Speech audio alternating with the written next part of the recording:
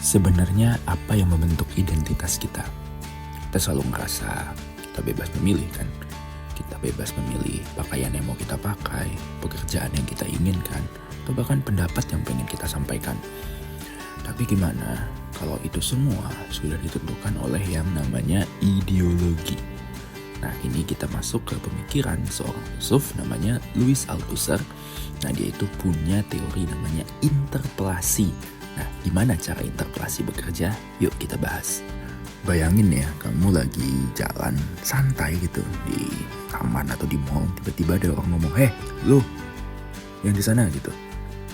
Tanpa berpikir panjang, kita seringkali otomatis melihat gitu. Itu seolah-olah kita merasa kita yang ditujukan oleh panggilan tersebut. Jadi memang secara simpel itulah cara interpelasi itu bekerja. Jadi ideologi itu memanggil kita sebagai subjek tertentu di dalam masyarakat. Nah, menurut Althusser, kita tidak lahir sebagai individu yang benar-benar bebas karena kita sudah dibentuk oleh sistem sosial sejak kecil. Sehingga tanpa sadar, kita menerima peran kita begitu saja dalam masyarakat. Nah, interpelasi ini bekerja dengan maksimal. Ada yang namanya aparatus ideologis negara. Jadi ada beberapa contoh ya yang bisa masuk dalam aparatus ideologis negara. Di antaranya adalah sekolah, media, agama, atau juga keluarga. Misalnya dari kecil kita diajarin gitu, orang sukses itu harus jadi yang paling pinter duluan di sekolah. Nah, itu kita percaya gitu aja tanpa mempertanyakannya. Jadi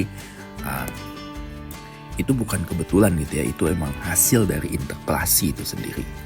Terus tuh berkembang tuh sampai kita makin gede, kita mulai belanja gitu ya, milih barang gitu ya, paling simple. Kita pengen beli baju atau beli sepatu gitu, kita pengen yang brand mewah gitu, brand yang bagus. Kenapa kita pengen beli baju ataupun aparel yang dari brand mewah tersebut? Kenapa kita selalu menganggap hal-hal yang punya nama besar ataupun yang mahal itu memberikan sesuatu yang lebih berkelas gitu? Atau juga soal kerjaan deh gitu, kita selalu menganggap kerjaan kerah putih itu lebih keren daripada kerjaan kerah biru. Atau lebih jauh lagi, kita sudah percaya dan mendukung begitu saja terhadap sebuah ideologi atau bahkan agama tertentu.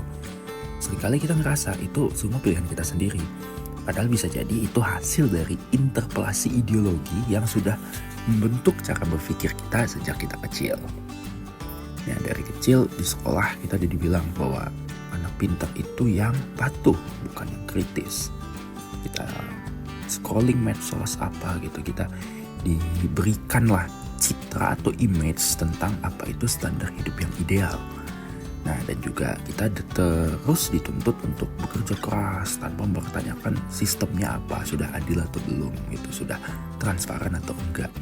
Kita emang gak dipaksa secara langsung untuk menerima ini gitu, tapi kita menerima ini karena seolah-olah kita merasa ini semua sudah normal gitu, ini semua sudah wajar.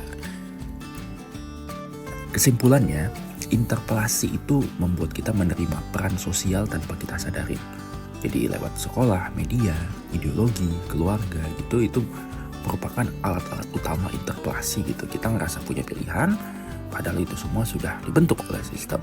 Nah, untuk melawannya, balik lagi kita harus punya kesadaran gitu. Kita harus bisa mengkritisi dan memahami bagaimana sebuah ideologi itu bekerja.